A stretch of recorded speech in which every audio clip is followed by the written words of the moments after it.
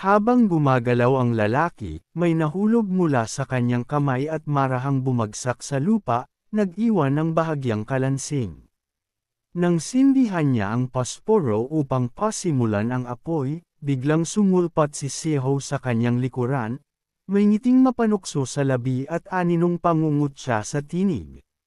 Masigasig ka ngayong gabi, sambit ni Siho. Malamig ang tinig ngunit puno ng pang-uuyam. Napaatras sa gulat ang misteryosong lalaki, natigilan sa biglaang paglitaw ni Siho. Ngunit bago pa man siya makakilos, mabilis at matalim ang galaw ni Siho, sinunggaban ang sindang posporo mula sa kanyang kamay. Tahimik na tinitigan ni Siho ang apoy na kumikislap sa dulo ng posporo, worry humanga sa maayos nitong pagkakasilab. Parang langis na isinaboy sa apoy, bulong niya, may mapanuksong ningning sa mata. Tila ba sinadyang tinudla ang lalaking tila handang-handa sa pagsisimula ng sunog. Handa ka na ba talaga para sa palabas mong ito? Tanong ni Siho, bago tuluyang ibunyag ang lihim. Tinawag niya ang tunay na pangalan ng lalaki. Osang. Nanlaki ang mata ng lalaki.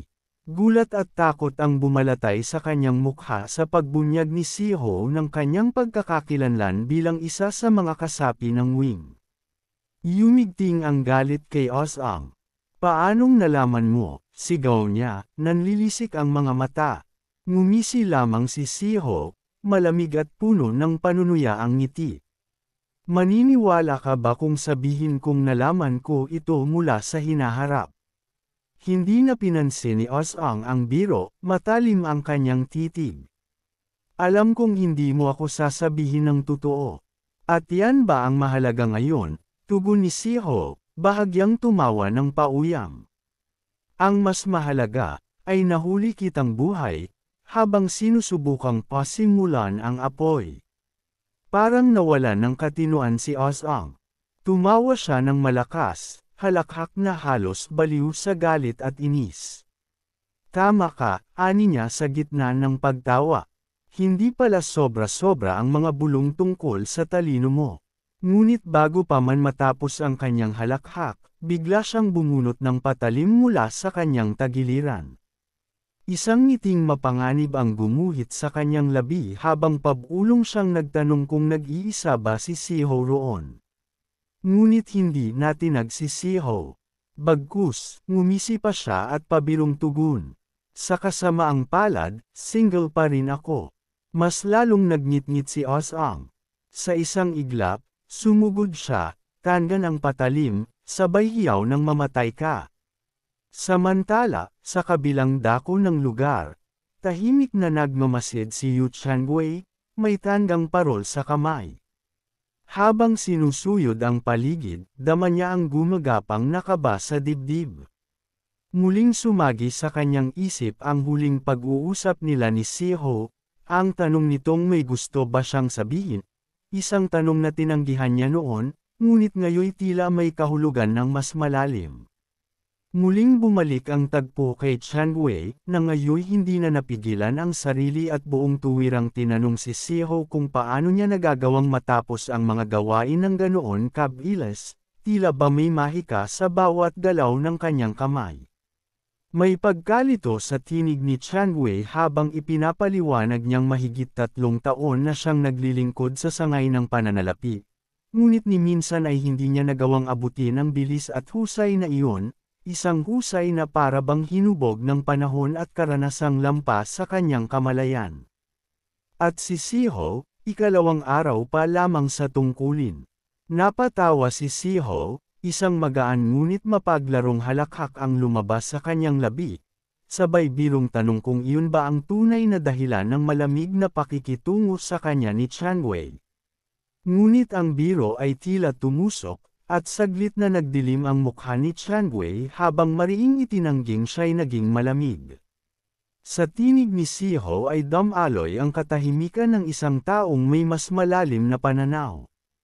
Hindi niya nakikitang espesyal ang sarili, wika ng kanyang diwa. Wala siyang nadaramang pagkakaiba sa iba, kundi isang tahimik na paniniwalang ang tunay na gampanin ay hindi lamang matapos ang mga iniatas, kundi unawain ang ugat at layunin ng bawat kilos, at alamin kung anong mga lihim ang binabalot ng katahimikan ng pinuno ng kagawaran. Habang nagsasalita si Siho, isang payak na tawa ang muling lumabas sa kanyang labi, kasabay ng mahinang pag-iling ng ulo. Aniya, tila tumatanda na raw siya sa mga salitang binibigkas niya, mga salitang minana niya sa kanyang ama, aral na hindi itinuturo sa mga aklat kundi itinatatak sa puso. Samantalang si Changwei ay abot-abot ang halo-halong damdamin, isang sagupaan ng pagkabighani at pagkainggit, ng pagkalito at pagkahanga.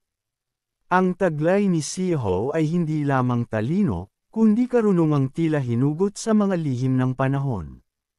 Ngunit sa halip na magkimkim ng inggit, si Siho ay mahinahong nagpaliwanag, na ang ganitong damdamin ay hindi dapat tingnan bilang lason ng pagkatao, kundi binhi ng sariling paglago at pag-unlad.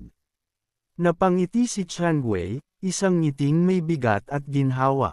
Aniya, isa rin yung aral na ibinulong sa kanya ng kanyang ama noong siya'y bata pa. At sa panahong iyon, nagpasya siyang muling lumibot sa kanyang tungkulin. Tahimik na minasdan siya ni Siho, at tinanong sa sarili kung si Changwei ba'y sadyang nag-iisa.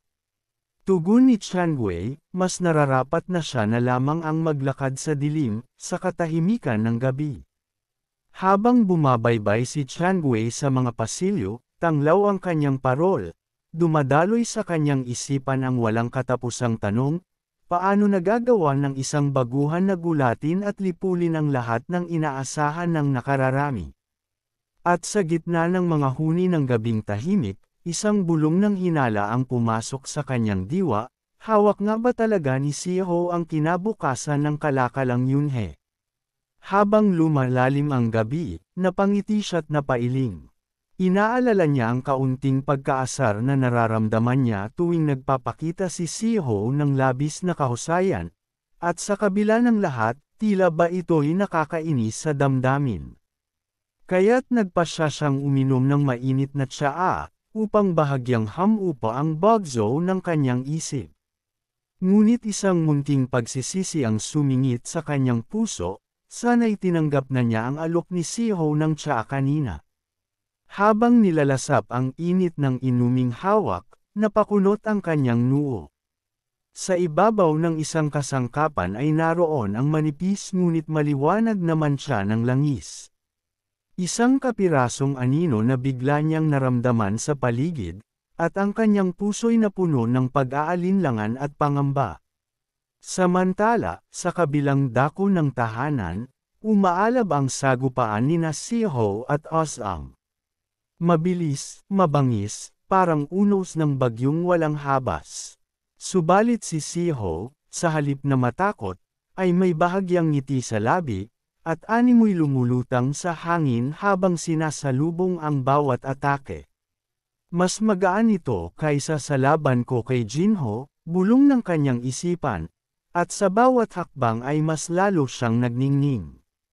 At noon, sa gitna ng dahas ng gabi, pinakawalan niya ang isang makapangyarihang teknik, isang galaw na itinatangi sa mga tagapagmana ng sining ng Nyebeng Dragon. Ang hampas kawayan. Sa isang iglap, ang labanan ay tila naging sayaw sa ibabaw ng ulap. Ang bawat galaw ni Siho ay punong-puno ng gilas, at ang mga mata ni Osang ay nanlalaki sa pagkabigla. Paanong ang isang lalaki na kilala sa kahinaan at karamdaman ay biglang naging sagisag ng lakas at bilis? Habang tinatanggap niya ang sunod-sunod na hampas, ang kanyang isipan ay lalong lumubog sa dagat ng pagkalito. Ang lahat ng ito ba'y totoo? O isa lamang bang panaginip na ayaw niyang matauhan? Pagkaraan ng maalab na tagpo, dahan-daang lumipat ang tanawin patungo sa nakaraan ni Osang, isang madilim at magulong yugto ng kanyang buhay, tila isang basag na salamin na hindi na muling mabubuo. Namuhay siya noon sa anino ng kawalang saysay, araw-araw na parang bangkang ligaw na pinapadpad ng alon. Nanginginig sa kaba, napapaligiran ng usok at ingay ng larwang mahjong, nanginginig ang kamay sa bawat pagbitaw ng pyesa, habang sa loob-loob niya'y tinutudla siya ng pakiramdam na isa lamang siyang basura sa mundong walang pakialam sa kanya. Sa isang iglap ng desperasyon, dumating siya sa isang mabangis na pasya, kung wala rin namang kabuluhan ang mabuhay, mabuti pang ipusta ang lahat sa isang mahjong tile, isang huling hakbang bago tuluyang lumubog. Ngunit, gaya ng inaasahan ng isang bangungot, natalo siyang muli. Pumutok ang galit sa kanyang dibdib, nagdilim ang kanyang paningin, at bigla na lamang siyang sumugod sa mga kalaro, akusado ang mga ito ng pandaraya at pag-aayos ng laro. Isang saglit lang, siya'y nabuwal sa malamig at maruming sahig, duguan at basag ang katawan. Sa pagkakahandusay, tinitigan niya ang kisame na tila ba walang katapusang kalawakan, doon, tahimik niyang binalikan ang kahabag-habag niyang buhay na walang patutunguhan. Ngunit sa gitna ng katahimikan at pait, isang aninong walang mukha ang lumitaw. Isang tinig na malamig, puno ng panlalait, ang tumusok sa kanyang pandinig. Tinawag siyang mandirigmang isang panunudyo sa isang nilalang na halos wala nang natitirang dangal. Namumutla at naninikluhod, nakiusap si Osang. Kayang-kaya niyang ibalik ang pera.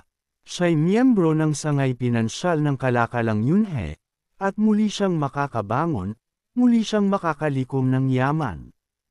Isang pagsusumamong may bahid ng takot at pag-asang pilit isinisiksik sa bangin ng kawalan. Tumango ang mahiwagang lalaki, na may ngiting punong ng pagkauhaw at panlilinlang. Kinilala niya ang kakayahan ni Osang at inihain ang isang panibagong kasunduan, isang alok ng muling pakikipagtulungan, sa ilalim ng anino. Habang unti-unting binabalot si Osang ng kadiliman, naramdaman niyang tila lahat ay lumulubog, tila ang mundo'y biglang naging basang alikabok. Wala na siyang handereng mabuhay, wala na siyang hinahangad. Sa huling sandali ng kanyang ulirat, nilamon siya ng matinding pagsuko at pagkalugmok. Ngunit sa mismong hangganan ng ulirat, isang matigas at matunag na hampas ang damapo sa kanya, tila kidlat na pumutol sa pagkakahimbing ng kanyang espiritu. Isa itong suntok na puno ng puwersa at sigaw ng buhay. Hindi ka pa pwedeng mawala ng malay, sigaw ni Siho, puno ng apoy ang tinig, tila isang kulog na gumising sa bangkay. Si Yun Siho ay ngayoy nakatayo sa harap ng basag at lupaypay na katawan ni Osang. Ang kanyang mga matay tila apoy na walang hanggan, at ang kanyang tinig ay kasabay ng hangin na dumadagit sa takip silim. Hindi ka na isang tao, bulong ni Siho, malamig, mabigat, at puno ng pananakot. At doon, sa gitna ng gabing tila bumagsak sa kanilang dalawa, ipinaliwanag ni Siho na sa oras ng pagkabugbog, sa oras ng pagbagsak ng katawan, ang katotohanan lamang ang maaaring lumabas mula sa bibig. Wala nang puwang para sa kasinungalingan, at tanging ang totoo lamang ang maaaring sambitin. Nauuto at hirap huminga, hindi kaagad nakasagot si Osang. Ngunit sa katahimikang iyon, muling umugang ang tinig ni Siho, isang utos na walang tanong, isang sigaw na hindi tinatanggap ang pag-aalinlangan. Sagot. Hanggang dito na lamang ang ating video, abangan sa susunod na kabanata ang mas kapana-panabik na parte ng kwento.